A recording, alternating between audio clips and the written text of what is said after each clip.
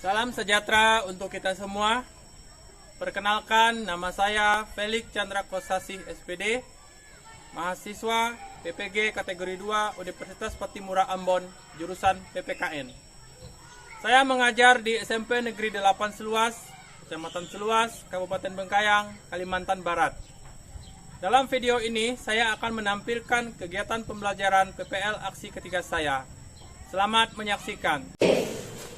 Siap, berdiri. Ucapkan salam.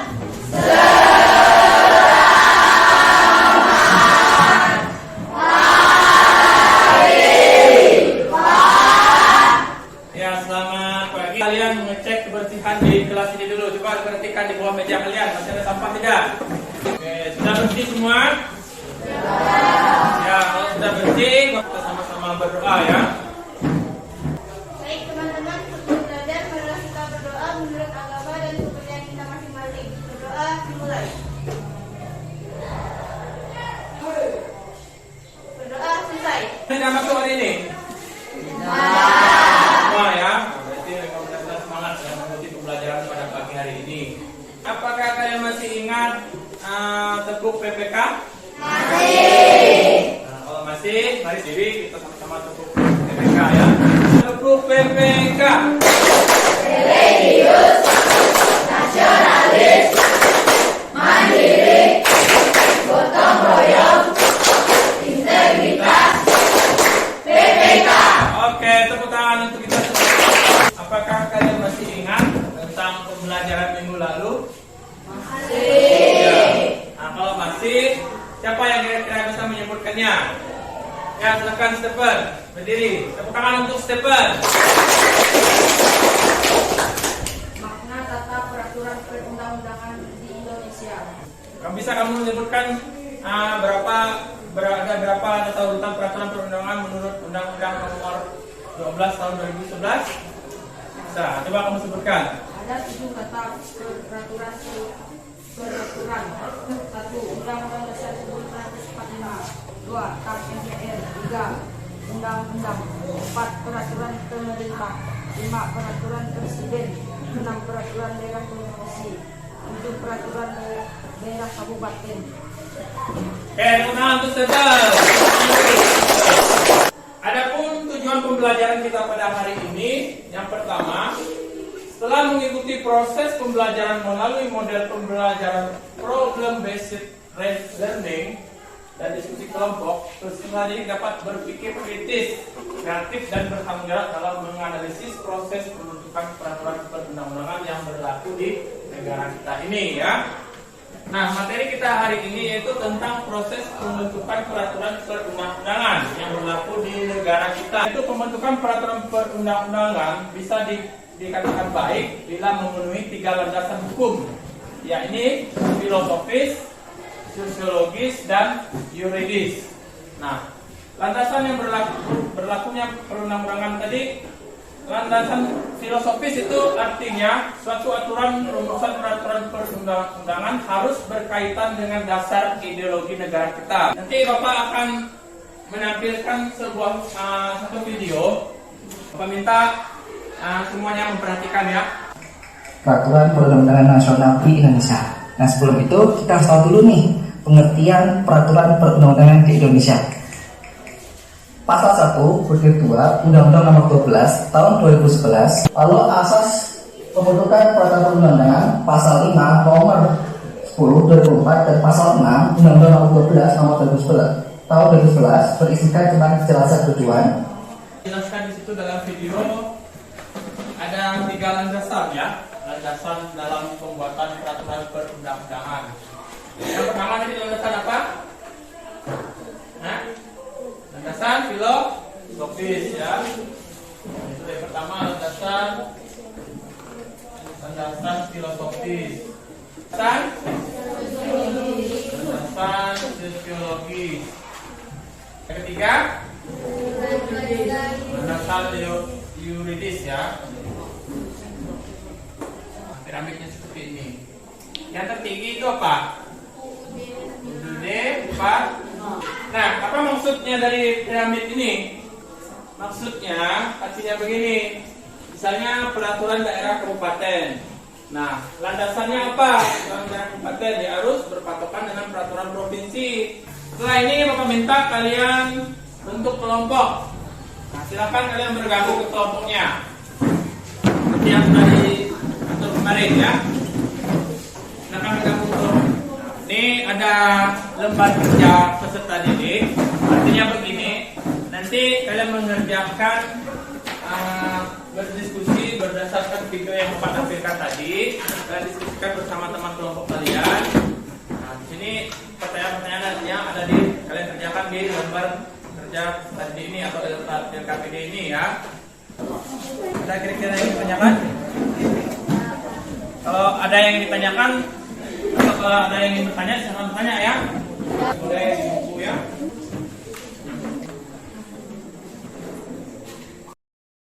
Anak sudah selesai, anak? Ya, kalau sudah, Bapak minta kelompok 1 maju ke depan presentasikan hasil dari kerja kelompoknya ya. Silakan kelompok 1. Ketetapan MPR sehingga menjadi undang-undang perlu melalui pertama disahkan oleh bupati atau wali kota menjadi perda kabupaten atau kota. Apakah ada yang ingin bertanya untuk kelompok 1? Ya Pak, Silakan itu kalau ingin bertanya, silakan. bagaimana proses pembentukan TAP MPR? Adapun proses penyusunan TAP MPR atau ketetapan MPR sehingga menjadi undang-undang perlu melalui beberapa tahapan antara lain tahap 1 penyusunan rancangan undang-undang oleh Komisi MPR, tahap 2 pembahasan rancangan undang-undang dan pengenalan rancangan undang-undang oleh Komisi MPR. Apakah sudah jelas? Sudah Pak. Ya, ada lagi yang ingin bertanya? Nah, kalau tidak ada, kita tepuk tangan untuk kelompok 1. Kita lanjutkan untuk kelompok 2. Silakan maju kelompok 2. Pengenalan RU oleh pemimpin MPR dan menjalankan perintah peraturan perundang-undangan yang lebih tinggi atau dalam Nah, begitu pembahasan dari kelompok 2. Apakah ada di antara kelompok lain yang ingin bertanya? Ya, sebutkan nama kamu. Ya, silakan Octavia. Bagaimana proses pembentukan TAP MPR? Ya, silakan dari kelompok penyaji untuk menjawab. Penyusunan TAP MPR melalui beberapa tahap antara lain. Tahap 1, penyusunan RU oleh Ada lagi yang ingin bertanya? Silakan duduk kelompok 2. Lanjutkan untuk kelompok 3. Silakan kelompok 3 maju ke depan. perwakilan rakyat daerah provinsi maupun kabupaten atau kota. Nah, demikian pembahasan atau presentasi dari kelompok 3. Apakah ada yang ingin bertanya dari kelompok lain? Sendiri? Bagaimana proses pembentukan peraturan daerah kabupaten? Ya, silakan dari kelompok 2 untuk menjawab.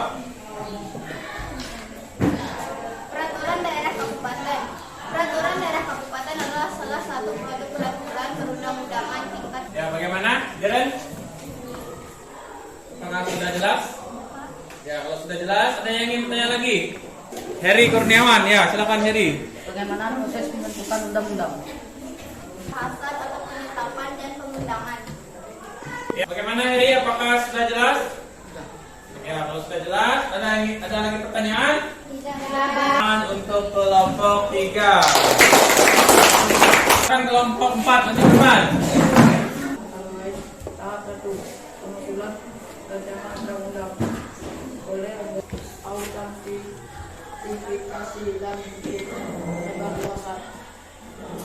Oke, demikian pembahasan dari kelompok 4. Untuk kelompok lain ada yang ingin bertanya? Bagaimana proses pembentukan peraturan presiden? Ya, silakan dari kelompok 4. Dan panitia antar kementerian dan atau antar non kementerian rapat panitia antar Ada kementerian. yang ingin bertanya lagi? Ya, silakan kalau mau yang bertanya. Bagaimana proses pembentukan peraturan pemerintah? Ya, silakan dari kelompok penyaji untuk menjawab. Peraturan pemerintah PP. Peraturan pemerintah yaitu dimulai dari penyusunan program, penyusunan PP, penyusunan rancangan. Ya, kalau sudah jelas, ada yang ingin bertanya lagi? Ya, kalau tidak tidak ada, tepuk tangan untuk kelompok 4. Silakan untuk kelompok 4. Silakan kelompok 5 maju ke depan. Ya, silakan kelompok 5 untuk menyampaikan atau menjanjikan hasil presentasinya. Berdasarkan peraturan proses penunjukan undang-undang dari Jepang yang tidak menepati janji untuk memberi kemerdekaan bagi bangsa ini, mampu kondisi khusus dan penjabaran lebih lanjut peraturan perundang-undangan yang lebih tinggi. Ya, begitu presentasi dari kelompok 5. Untuk kelompok lain ada yang ingin bertanya? Ya, silakan Patrick Ayu. Bagaimana proses pembentukan hak MPR? Silakan dari kelompok 5 untuk menjawab. Adapun proses staf MPR atau ketetapan MPR sehingga menjadi undang-undang perlu oleh anggota MPR. Tahap 2, pembahasan RUU dan konvensi RUU dan di sidang MPR.